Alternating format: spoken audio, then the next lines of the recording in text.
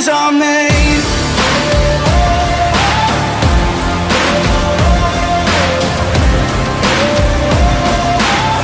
This is how legends are made.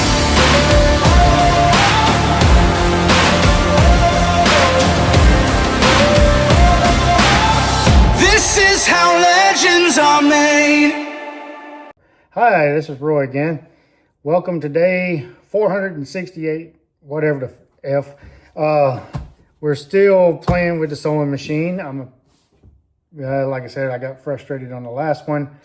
My thread kept breaking, and I'm still going through needles because the materials that I'm sewing, my machine and my needles are not built for it. But I did go back to the craft store, and I got some heavier duty thread, some upholstery thread, and I think I've made a visor. It looks like a sack of booty holes, but the thing I was trying to do was get the stitches to stay because my thread just kept breaking. So it looks like it's been stitched 15 times because it has. But my threads are holding, and it's still not pretty, but I think it's going to be functional for now anyway. Obviously, I'm not building, a $400,000 airplane. I'm just trying to make the one I got presentable, make it look like it's not falling apart, even though we all know it probably is.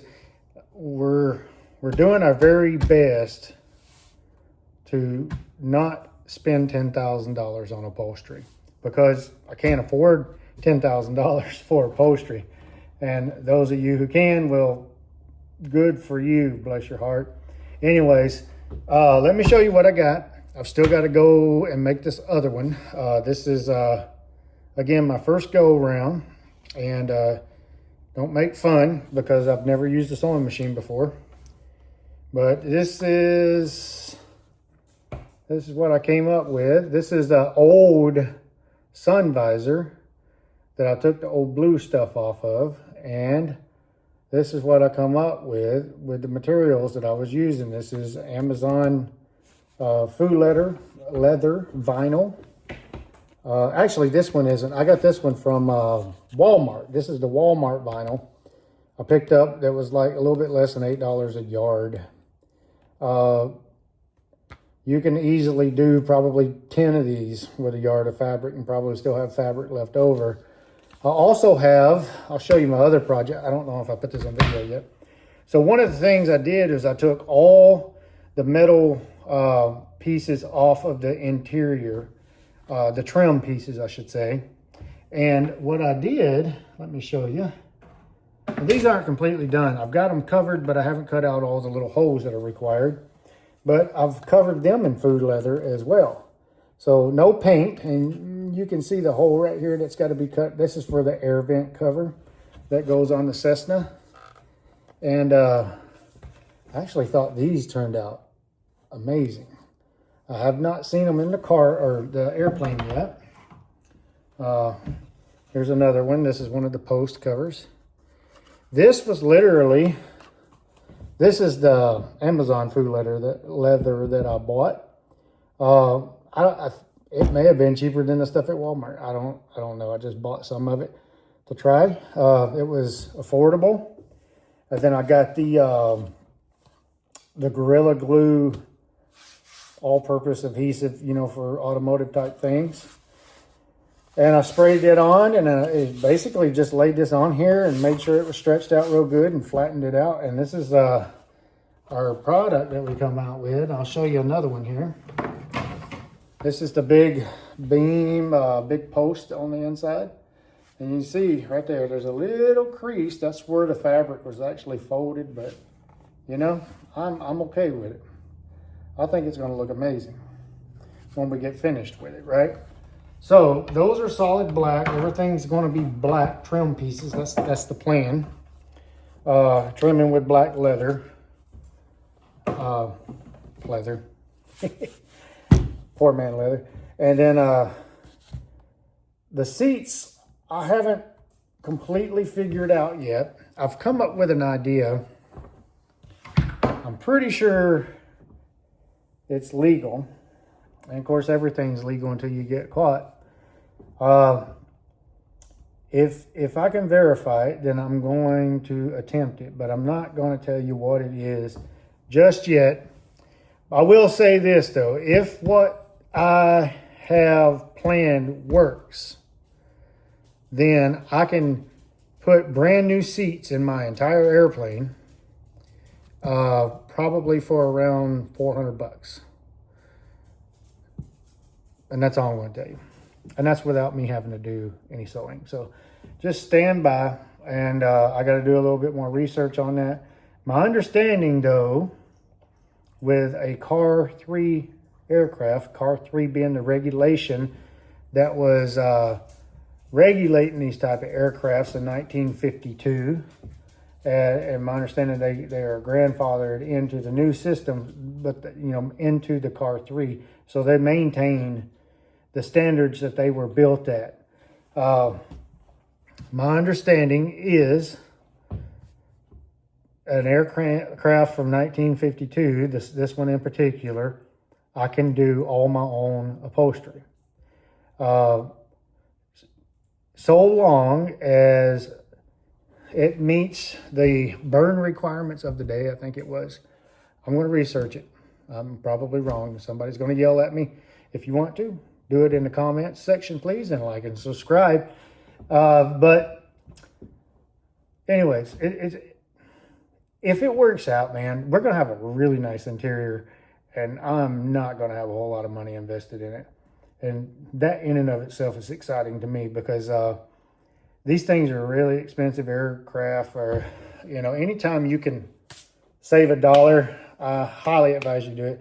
I was looking at a big aircraft parts supplier website today, and just the red and the green bulbs, your nav bulbs, for a Cessna Citation, which for those that may not know is like a private jet, like a Learjet type aircraft. Just for those 3 lights, there's a red one, a green one, and a white one that goes on the tail. It was like over $16,000 for those. I mean, come on, people. That's just dumb, okay? 2 LED lights, just the bulbs, to go into my airplane at this same store, $150 a piece. That's $300 for 2 LED light bulbs that probably cost them 10 cents to manufacture. There's no excuse for it. I'm off my rant now. So I'm going to get back to this. I still got one more sun visor to sew up. And even though this one's ugly, we're going to use it because it cost me like $10 to do this. And the ones that I was talking about getting, they were going to be $600 minimum. Now, granted, they're nice, but these work just as well. So stay tuned. I want to get this other one set up. Maybe I might even show you what I'm doing as far as the sewing goes. And again, you can critique all you want. Just like and subscribe and do it on the channel. Yeah, so stand by. All right, so what we're doing is not necessarily what I wanted to do. So I'm running out of this backer board that I've been using, which is right there. It's kind of like a heavy duty poster board. It's actually the board that they use to frame pictures, with. I got it from a framing shop. It's actually the perfect consistency for what I'm doing. But I don't have enough to make another visor. So the one that I messed up on the other day that I cut too short, I'm probably just going to try to use it. So I got to skim this other visor over here and show you what I'm working with. Again, there's the old visor right there. You see where the sun baked the fabric. But I got to take this fabric off of this one. And I'm just going to try to sew this one up. I don't think it's going to, it looks like a sack of crap though. Let me show you what it looks like. I'm probably just going to have to go buy some poster board. I guess I'm just going to have to make a trip to the damn store, which I really didn't want to do. The poster board's pretty cheap though. And I'll get me some of that, and then we'll run down there real quick. It's just a few miles down the road. And then, well, I guess we'll get another one going. All right, so I'm back from the store. I so concentrated on what I was doing here, I forgot to tune you guys in, but I did get my poster board. I'll show you where I'm at. I've already cut the cardboard out. I've laid the underlayment, and I've got the pleather on the bottom. And we got the glue going around the edges there. And you can see the drips. My can is starting to get a little gooey. But I don't really have a good way of filming this. But I'm just going to wrap these edges over, right? As best as I can. Make it look kind of neat. And get it ready for sewing. All right, so I'm going to try this. It's supposed to let it sit for just a little bit. Kind of let it get really tacky, which this crap, it gets wicked tacky. And then we're just going to fold these edges over and have it stick, kind of tighten it up a little bit. I don't want to get crazy with it, you know, make it tight. And I'll do the corners last. And but like I said, just kind of fold it over, get it on there. I'll get the big edges first. I'll work that in, and then I'll come back and hit these corners. Again, like and subscribe, and tell me how jacked up my work is. I'd be glad to listen to you and learn from you if you've done this stuff before. So what I do kind of works out, I guess, is I just kind of pinch these corners in here and lay them in like so, kind of get them as smooth as I can, which it's not very good at this yet. I don't know that I ever will be. And again, just put the corners in. You have to put a lot of times more than one of these little thingies in here, because if you don't, your corners are going to look like crap, which like the last one I just did. So just make sure it wraps around that edge there, nice and pretty, as pretty as you can make it. And I'll come back and get this one. And I'll tell you what, man, this glue that I'm using, holy crap, some wicked stuff, dude. It gets tacky, as you saw in about a minute or so. And like I said, you get it on your fingers. This stuff will be here tomorrow. It's not going anywhere anytime soon. And it will gum up your sewing machine needles as well. And while I was at the store, I actually picked up some more needles because I know I'm going to be using them. So this stuff here, you put a little pressure on it, kind of slips a little bit. So I just kind of work it in a little bit. Try to keep it taut. So, and then what we're going to do, once we get it secured here, is let it sit for a little bit, kind of dry up a little.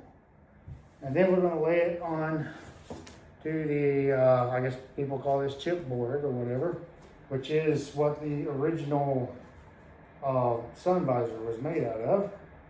And we're just going to fold this around it. We're going to clean up these little edges here. The little folds that we made, we'll have to cut these off. So hopefully we can make it look smooth when we get done with it. And, you know, God willing, this thing might turn out better. And if it does, as bad as I hate to, I'm probably going to redo the other one as well. Now that we're kind of figuring out where, now that I'm trying to figure out where I screwed it up. But, yeah, I'm just working it in there. It actually looks pretty good like that. It's amazing what you can do with this crap. One of the things I'm really proud of is the fact that I got that airplane because those airplanes are not cheap. And of course, mine's still pretty stock. It's very stock, actually. I think it is stock. And, but even the stock one, they're hard to get a hold of. There's more of them in Alaska probably than anywhere else I could possibly imagine, because the 170Bs are so versatile, especially in the bush. Of course, the Super Cubs up here are king, and they're amazing airplanes. It's crazy to see what these people are doing up here with Super Cubs. But the Super Cub has its limits as well. And you might say, Roy, what are the limits of a Super Cub? Well, I'm going to tell you. These are just some of the ones that I've noticed myself. So the Super Cub, the great planes, I'm not bashing anybody's Super Cub. I wish I could afford one of them. But these things get off the ground less than 200 feet, you know. You can throw the big bush wheels on them. You can literally set them down just about somewhere, just about anywhere you can put a dang helicopter. They're insane what they're capable of doing. However, they also have some pretty big limitations. And those limitations, the biggest one for me is you can only put 2 people in a Super Cub, the pilot and 1 passenger, and that's it. They have, by the book, and I say by the book because my understanding is a lot of people don't pay no attention to that book, but by the book, you can put yourself, a passenger, and a little bit of gear in the back of one of those things. Most of them, I think, might have 600, 700 pound useful load max. So you're not going to put a whole lot of folks on there, especially if you got some bigger guys, right? So if you're going out hunting or whatever, multiple trips back and forth. But with that said, modified Super Cubs, big engines, big, you know, all the heavy duty crap, it really improves what you can and cannot do with those planes. So on the other side of that coin is the Cessna 170B. I was told by a guy, I won't mention his name, but anybody in the aircraft industry would recognize it immediately, but I spoke to this man personally, and I was trying to figure out at the time what kind of airplane I wanted. And he's like, well, what kind of flying do you do? And I told him, you know, I'm just mostly recreational. I like to get out and look at the trees, and I'd like to have the ability to take my family with me on places and still be able to land short and, you know, do some bush type flying. And the first things out of his mouth, if that's what you want, he said, buy yourself a 170B, and he said, you'll never want anything else again. And at the time, I didn't really understand why the 170B was such a big deal, because I wasn't even sure what the hell it was. And anyways, long story short, I flew my Tri-Pacer, which, by the way, was an excellent airplane. Hate that I had to sell it to get this one, but I learned in that plane. But I knew with the Tri-Pacer, I was either going to spend 40 grand fixing it up and making it a capable airplane, or I could find a capable airplane, and preferably the 170B. So why the 170B? Let me get back to that. So the 170B typically has a payload of somewhere around 900 to 1,000 pounds, which is more than a Super Cub. There is 4 seats in a 170B versus the 2 seats in the Super Cub. Now, the drawback is the 170B originally came with a 145 horsepower engine, the 0300, which is a phenomenal engine, by the way. They're known for their longevity and damn near indestructible crankshafts. Anyways, that's what they came with. But some pilots say with that engine for bush flying, it's a little underpowered, so they want something bigger. Which brings me to the 170B can be outfitted with 180 horsepower 0360, and if you have the money, you can get bigger engines than that. Stutz Aviation offers a much bigger engine. But anyways, you can put a 180 horsepower engine in that thing, and your performance is right there, pretty dang close to a Super Cub. We're talking less than 100 feet difference in takeoff. In fact, the guy who took second place in the Valdez Stoll competition this year was in a 170B with an 0300. I think he was taking off pretty consistently around 150 feet, which is absolutely crazy to me that an airplane can do that, especially one that's not a Super Cub. It's pretty amazing. Anyways, this may work. I don't know. But yeah, the 170B is just a phenomenal airplane. They were built. So the 01 Bird Dog was built for the military, and which is where those Fowler flaps come from. I was telling you guys about that everybody adores. And the 170B was the 170B. I think the 01 Bird Dog was designed based off of the 170B's fuselage, but they changed the configuration. With the Bird Dog, they put a tandem seating instead of a four-seat. They put one pilot, and behind the pilot, like in a Super Cub, was the co-pilot, I guess, if you will. And they put a gigantic motor in that airplane. I think it was a 0540, a 540 cubic inch motor. I don't know how much horsepower it puts out, but it's stupid. And but to get that plane in and out of tight spaces is where we get our Fowler flaps from, which were designed for the 170B, or excuse me, the 01 Bird Dog. The 170B was the first Cessna outside of the military to ever be outfitted with the God damn it.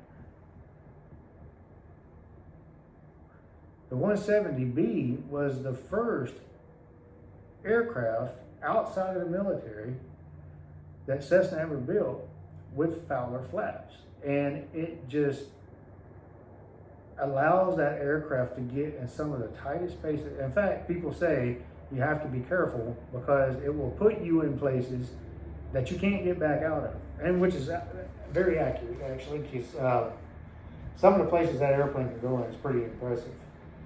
To the point that you don't have enough power in your engine. That's why they say the aircraft's underpowered. You can land so short that you won't be able to get your airplane back out. Anyways, that's your history lesson for today.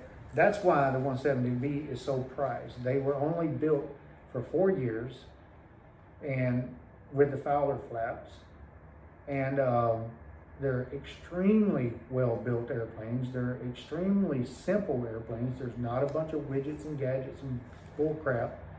Everything's mechanical on that aircraft. And just about everything on that aircraft, if you break it in the field, you can fix it in the field, just like on a Piper. And it carries more weight. It flies much faster. And it has 4 seats. So, you know, if you really want a high-speed bush plane, throw a 180 horsepower engine in that bad boy, and, you know, just get at it, because throw some bush wheels on it, and you can pretty much much go anywhere you want to up here. And there's modifications that are just, it's insane how much stuff that you can change on that airplane to make the performance level of it increase. And there's not a lot of airplanes left like that. Of course, the Piper Super Cub being one of them. The Tri-Pacer, Piper Tri-Pacer, and of course the Cessna 170B. That's why I'm so happy I got that plane. All right, so I think part of my problem earlier with the other thingy is I still had this damn thing in there. So what I'm going to try, I'm going to take this out for right now, and I'm going to sew around as much perimeter as I can without it. And hopefully it might work. We'll see. All right, this is not going to be pretty, but I'm going to give it a college try and see what happens. We're going to have to keep a good line here, hopefully. Push that up. Okay, get my foot pedal ready.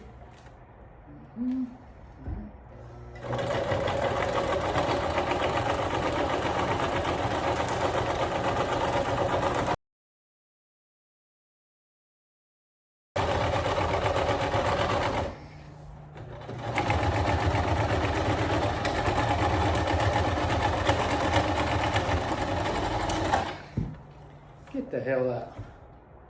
I made an entire pass that time. That looks like crap. But it's there. And we have two sun visors. One thing I did not do is poke the hole for the screw. Sun visor number 2. There you go. 2 really shitty sun visors that I damn near guarantee you, when the sun's shining in my face and I flip that bastard down, it will be worth every second of this. So appreciate you watching. We got a new radio ordered for the 170. The 170B is still at the avionics shop, going through the electrical connections and everything. And as I think I said before, we're getting new breakers put in. Ended up, we're going to take the ADF system out because apparently nobody uses that crap anymore. And I definitely have no use for it. We were going to put the transponder in, but it was going to cost like $1,400 just to wire the damn thing in there. So I'd made the decision we'll just put a new radio in. We're going to put all breakers, new wiring in for all that stuff. Have the ignition switch checked. We're going to get rid of the noise filters on the magnetos with all new wiring going into our magnetos, so there's no question about those anymore. And yeah, we're just gonna probably later on, my hope is to throw a couple AV30s in the 170 with the transponder package, ADSB, everything. So, you know, why spend $1,500 putting in an old transponder when, you know, we can spend about $5,000 on the AV30 and with the transponder kit, and you're getting ADSB and all that stuff, which is probably coming anyway. I know down in the lower 48 it's already a thing. Up here they don't require it or anything, but you know, we'll save up a little bit of money and we'll go that route and just do it right the first time. That way we're not having to backtrack later on and redo the work that we're doing. But anyways, here we go. And hopefully we'll have the 170 back soon. And thank you guys for watching, and I will see you next time. Have a good day. This is how legends are made.